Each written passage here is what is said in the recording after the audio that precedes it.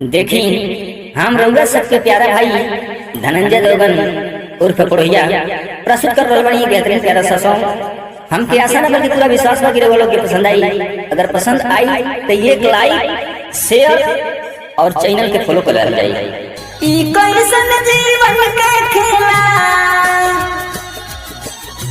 ई कैसन जीवन के खेला समझ न आवता। केहू के लोग सतावता कि हमके रोग सतावता, केहू के लोग सतावता कि हमके रोग सतावता। जेकर निरोग तन उधन खातिर रोवेला, धनमा लटन बोझा जिंदगी के ढोएला।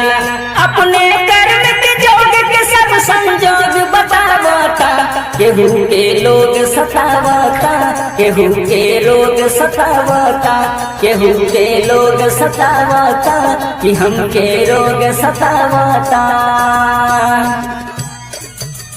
एक तन के जामल अजबे दुविधा में ग्रस्त बा, आन संग मस्त बाकी अपने से त्रस्त बा।